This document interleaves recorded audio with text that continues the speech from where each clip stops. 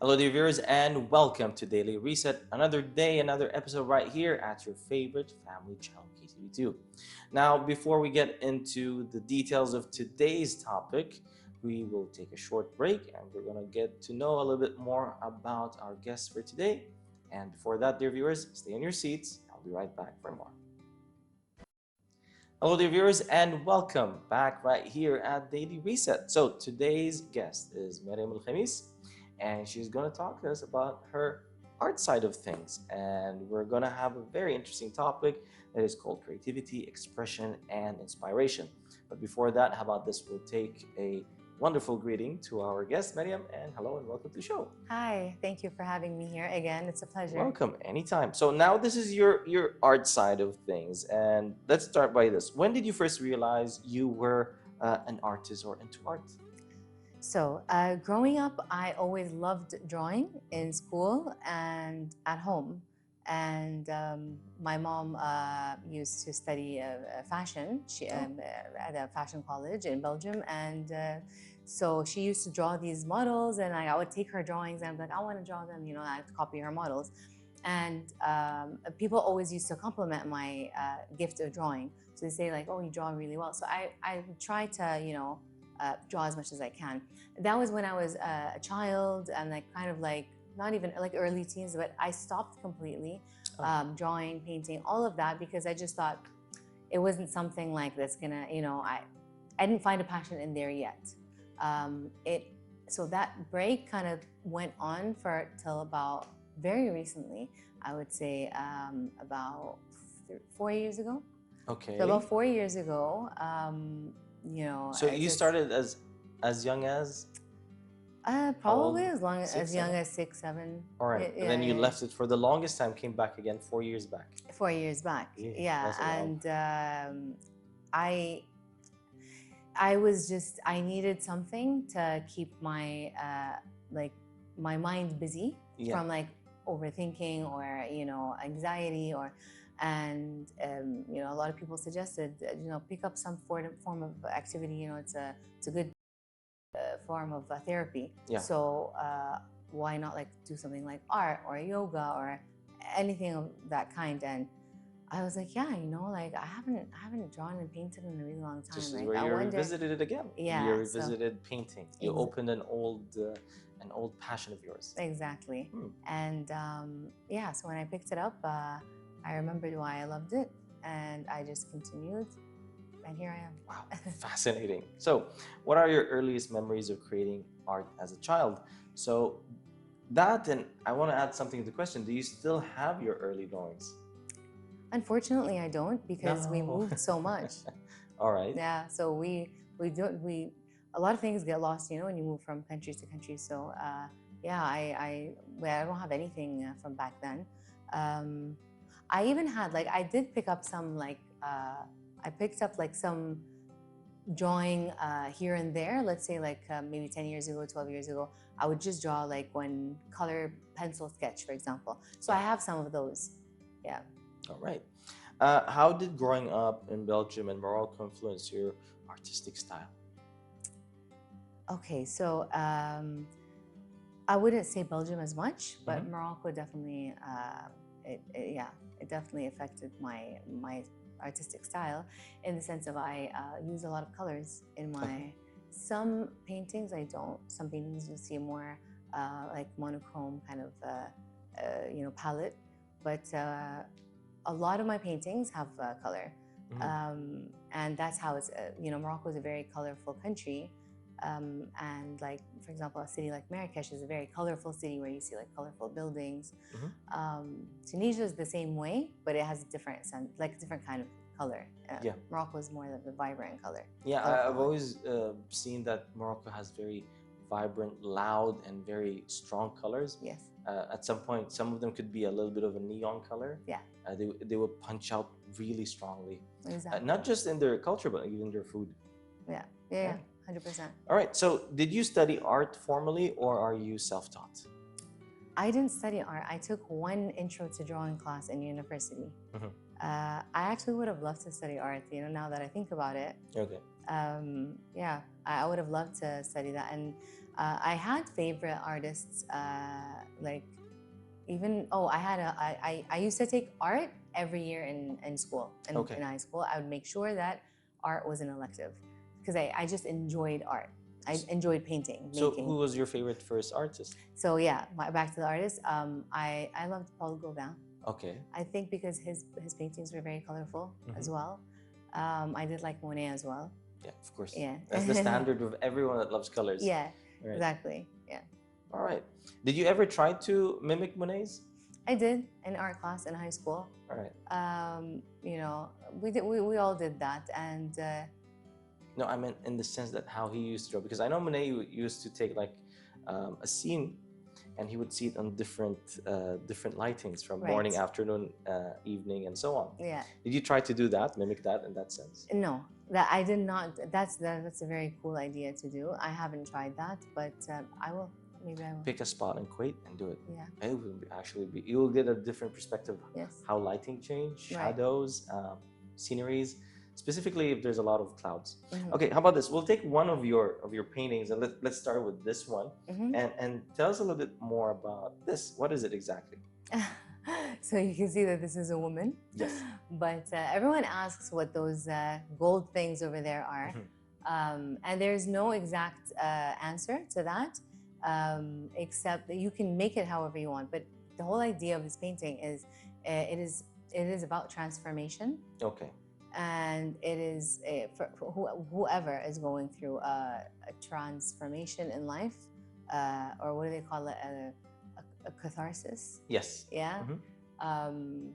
It is, yeah. So any transformation from like you know, like one part, like a part of your life, you are something and then you become something completely different. It's kind of like the caterpillar that becomes a butterfly. Yes. Yeah, but this is a different version of the caterpillar becoming a butterfly. Well, to me, first it looked like a fashion statement. Then when you said it could be transformation, I can see the wings. For me, I see it as wings, and I can see it as a dragonfly kind of wings.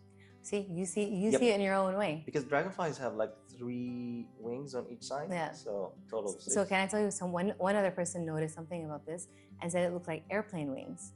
And that's also transformation. That's part of transformation, you know, like flying and going to a different country, moving to a different country, or whatever it may be. That's a transformation. So, so different people, when they see it, they see different things, which is what art really is about, right? So, how did your surroundings and travels shape your creative eye? Having a different perspective, or not different, a wider perspective on just everything. So, you know, seeing the world, not just from like one tunnel, you see it from like different angles, you see it from different people's lenses. Yeah. You know, you can see it from just from like those people's eyes, you know, that culture's eyes. So I think that's how. All right. I would answer that. So what medium did you start with? Painting, drawings, or something else? Okay, so I always loved pencil sketching. I think that's where I perfected my technique. I have like my pencil sketches. When I was a kid, I don't have them. Unfortunately, I don't have my pencil sketches. But I had so many pencil sketches, and I would just draw in my room every day until I perfected that. But then now, like a few years ago, I got into acrylic painting. Oh. And especially, so it's a mix between, you would never guess, it's a mix between acrylic paints and acrylic markers. So because I love pencil sketching, I love drawing with the actual pencil or a marker rather than the paintbrush. Okay. Okay. So my paintbrush stroke is not as great as my pencil or my marker. So if you see my paintings perfected, you'll know I've used acrylic markers. But if you see my paintings not as perfect, then I've used paintbrushes. All right, I got you. How about this? We'll take a break and we'll come back for more. Sure. All right, dear viewers, stay tuned because we have more to uncover. Hello, dear viewers, and we're back again after that short break. And let's continue our journey with you, Mariam. So let's get right to it. Your second painting. So I think this is a very obvious city for anyone who sees vibrant colors. you know, old Arabian style doors and like kind of dome rooftops. That's Morocco. Yes, it's very much. Yeah. So it is just, you know, an inspiration from my time in Morocco. Marrakesh in particular, we used to go every winter for New Year's to celebrate New Year's, and yeah, this is what it is. So I used paint, acrylic paint, and acrylic markers. It kind of reminds me of Greece in some sense, minus the colors, because everything there is like white and blue. Yeah. But it kind of they have kind of the same sense of the domes, the trees. They don't have those Islamic, let's say, touches, but it's similar. Yeah. Almost there. Yeah. Beautiful. So, what inspired you to do this? It was, I wanted like something that's, and I still am doing that. I'm trying to come up with things that that are like Arabic or Arabian, and I wanted something from Morocco. Okay. Yeah, that was just that's how this came about. But I don't have a lot of Arabian, like things that, like I haven't done anything on Kuwait in particular. You know, I've done a Tunisian door. Tunisia is very famous for their doors. I mean, you're close to it. I mean, there is some touches here that is kind of Kuwaiti. Just tone down the colors. Yes. And you get there. Yeah. But yeah, I want to have that like set of like Arabian like line, you know. Okay, I got you. Very true. It's beautiful. I mean, I love how the colors are punching. We talked a little bit behind the scenes about you telling me that there's some that are brush strokes and some that are acrylic brushes. Right. And I couldn't know markers, but I couldn't know which one until you pointed out the palm trees. Yes. And the reason you said is because of the fine line of yeah. So if I want to perfect shapes, I will not use it because I'll get frustrated with paintbrushes, and obviously to get like a blending of colors like the sunset orange and yellow, you'd have to use like paint, you know. So this is why I use a combination of both. Yes, which is the ombre effect, which is you have to do that. All right, cool. So how would you describe your art style to someone who has never seen your work? So because I'm still fairly new, I would say, like it's 3 to 4 years. Yeah. I don't think I have one particular style, but I would definitely, because I know the way I think, and I know what I want in my art or what I want my art to reflect, and it would be an ethereal way or a surreal way, you know. So I would say etherealism, surrealism, because I like to think outside the box, and I like things to be very dreamy, very magical, and very like storytelling in kind of way. Storytelling, but your story, but you want people to just like have their own perspective. Yes, how they read it. So exactly how they like the first painting, how everyone would read that in their own way. That's exactly what the style is, and yeah, like surrealism basically. The other thing that this gives me is Ramadan vibes. It is because it's Arabic. Yes. Arab, you know, Islamic. Yeah, because usually when Ramadan comes, everything is so colorful, especially gold touches. A lot of gold touches. Then they have to bring up with it a little bit of blue, red, yellows, pink, and it becomes that theme. It doesn't exactly look like this, but the color choices gives me that vibe of Ramadan. Very beautiful. All right, so what medium do you work with most? Painting, mixed media, or digital? No, I only paint by hand. I don't do any digital because I'm not very tech savvy. Okay. I think I know I'm young, but I come from a bit of an older generation where I prefer to do everything by hand. You know, it's not bad to actually dab yourself a little bit in digital art. Yeah. In the sense, because when you do digital art, I think you could do it in this way, like. It's way more fast and quicker to make the art digitally, but once you have the idea, you could later on, put it into your painting. That's very true. But the thing is, I don't have a satisfaction. I think if I create something digitally and have it been like being called my art. Yeah. It's not, I feel like it's not really my art. Like I haven't really created that. Like I created it, but I've used a medium that is not my physical medium, you know, which is my hand. And it's like reading books digitally, or reading books, you know, paperback, or you know, by books, actual books. Yeah, it's I the understand. Same concept. Yeah, I understand. I mean, it's different when you have a screen which looks kind of dead and you're flipping the pages. It's different when you read a book and you feel the stroke of the flipping the pages, the smell of it, the touch, the weight of it. At the same time, it has that special ambiance where when you hold it on a bright light and a dim light at night before going to sleep, gives you that different sense and different themes that you can reconnect. Exactly. And also, like with painting, just being carried away when you're painting, you know, it is a form of therapy to me. I get so lost in it. So when I'm on a certain part of the painting and I'm working on it, I get lost. I really get lost in my mind, not in a bad way, like not like where, oh, you know, I'm overthinking. No, you're just pulling strings here and there, and you just like it just helps with your hand. And I don't know if I can get that same effect with digital. Very true. Yeah. Very true. So what piece of art are you most proud of and why? I think my latest one, this one. Okay. And I think it's I got a lot of compliments on it. Yeah. I really enjoyed. I really like when I have enjoyed creating that painting. When I've truly enjoyed it. I have paintings back. I have a lot of paintings at home, and some of them I haven't. I could say like, okay, that kind of looks nice. You know, I can sell that, for example, which I haven't like sold anything, but you know, I can. But I haven't really enjoyed doing that. I have really enjoyed doing this. Well, can we safely say that your art has evolved through time? Yeah, for sure. I think anything with time and practice, anything evolves. And did you find your sweet spot, and what do you like to do? Or you're still you know, dabbling in different? I'm still dabbling. Okay. I think I tried all the mediums, like painting, for example, you know, pencil sketching or painting or charcoal or oil painting or acrylic. I do like acrylic. I'm gonna stick with that. But in terms of my style, I think I'm still dabbling in where exactly I fit in. All right. Yeah. What do you hope people feel when they see your work?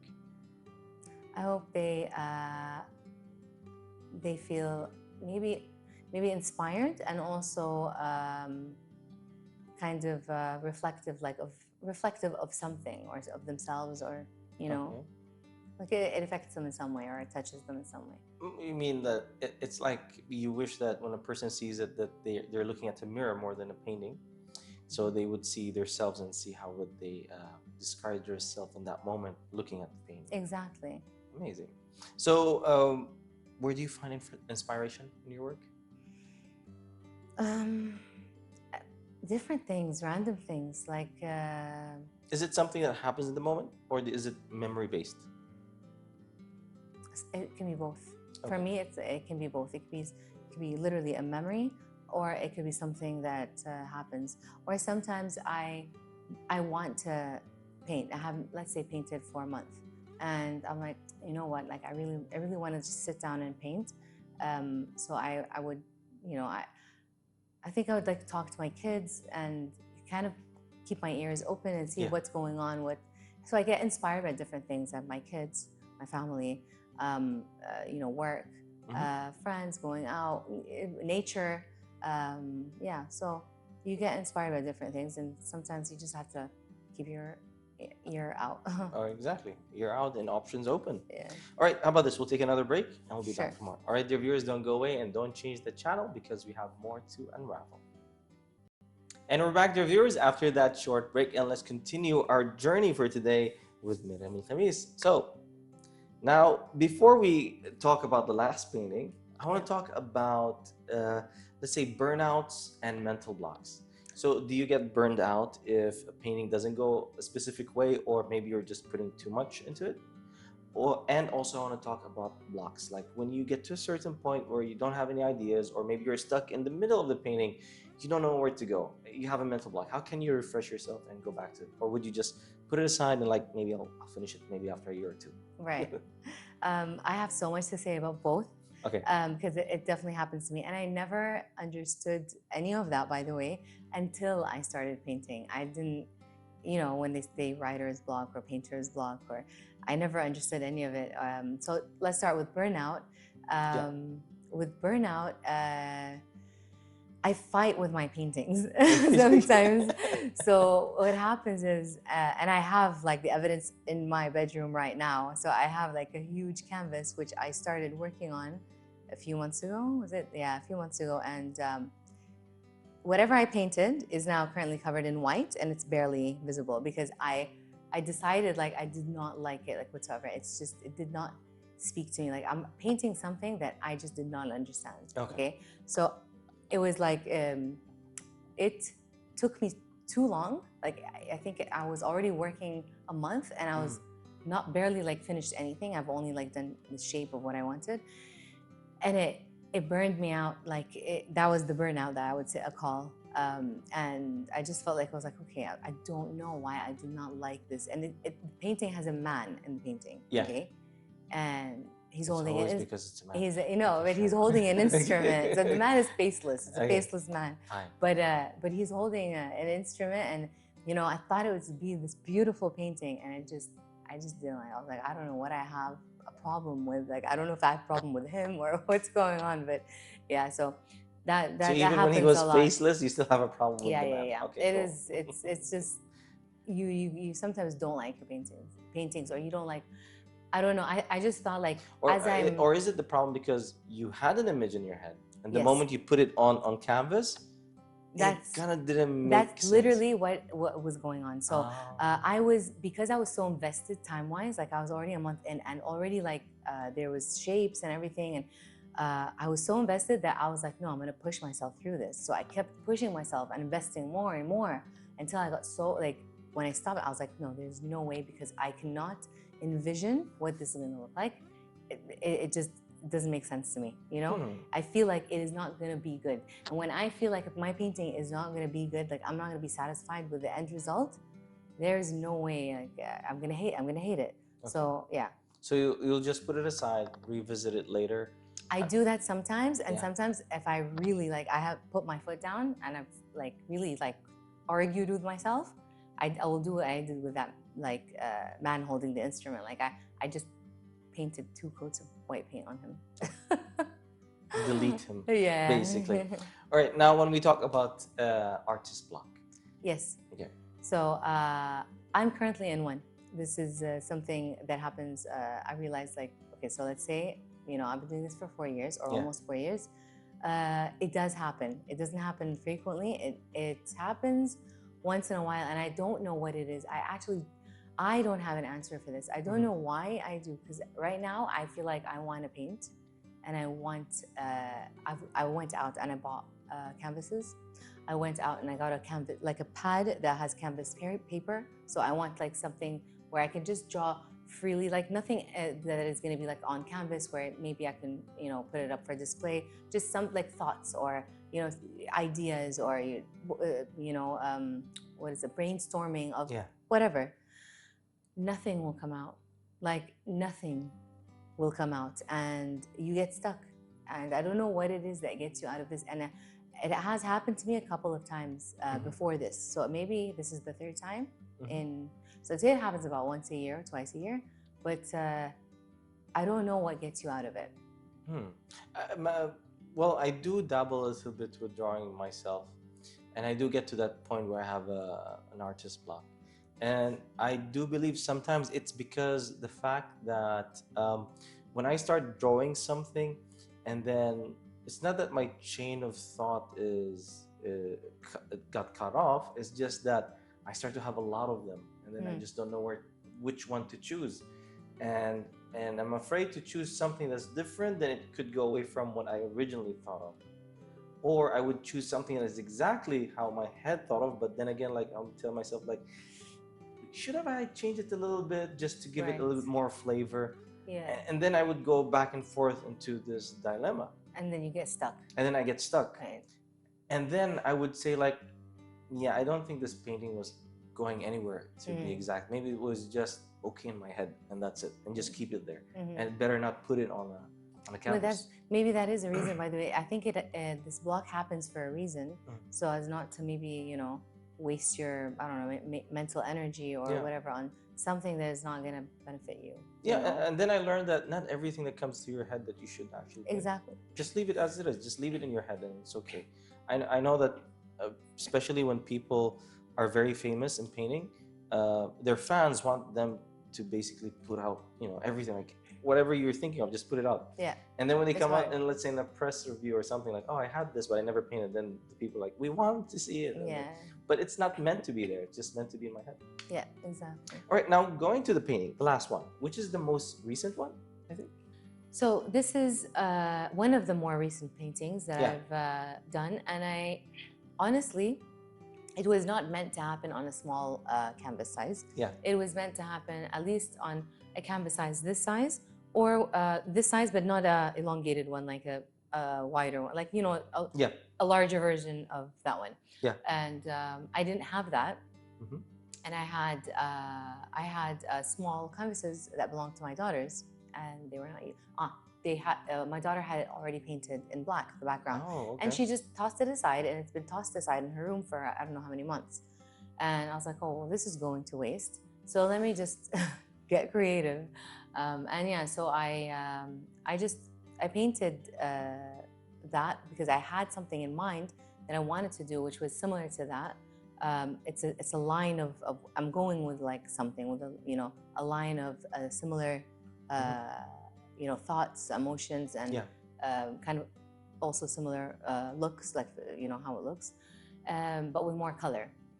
Right. And so it's because I only had canvases those size, it ended up on that size, and then I was kind of disappointed, towards the end that it was. But then again, I was like, oh, maybe not. Maybe I can do more of those sizes. I actually love this painting for one reason. One time I was on the internet and there was this kind of questionnaire. I just found it out of nowhere. A pop-up came out, like, find your spiritual animal, and it's actually a hummingbird. Oh, wow. Yeah. Okay. And I was like, oh, that's cool. That's nice. That's why I liked it. Anyways, I mean, that's it for today. Thank you so much for sharing us with your amazing paintings.